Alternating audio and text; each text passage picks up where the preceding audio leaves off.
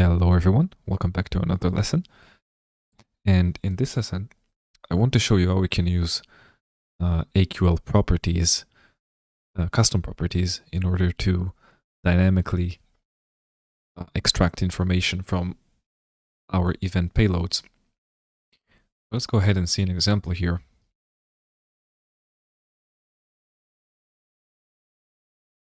Let's say I want to go ahead,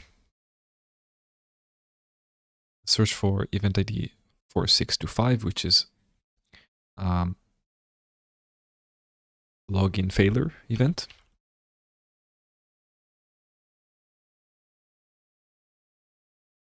Do last 1 hour. Okay, so we see that each failure event has an error code. So if we go to Microsoft website, we can see a list of all of the error codes and their meanings, right? So what I did, I went ahead to the reference data management and I created a new reference map, and I gave each key, which is the error code, the value as the error description, right? So each error code has its own description, and it's pages for various keys and descriptions.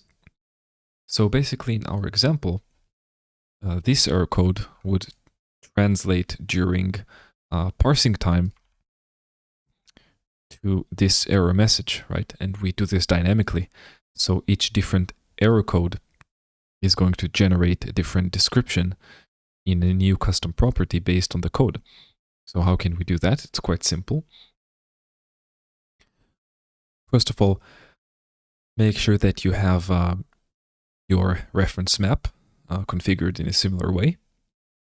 You can copy from the screen or you can copy from Microsoft website. It doesn't really matter. But after we've done that, we'll go to our sample event here and click on extract property. I'm going to select AQL based. And we're going to use an existing property I already created. It's called error code meaning. No, sorry, no, I did not create it actually.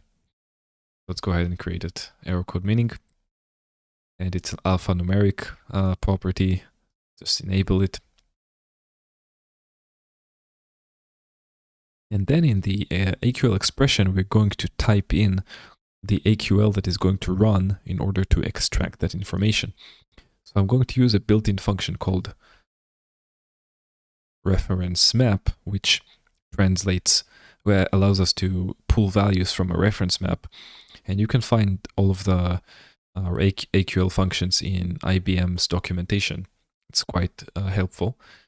And we're going to do a parentheses, single quotes, and the name of our reference map.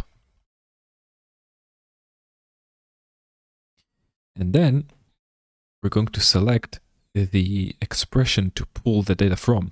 So in our case, it's going to be error code, right?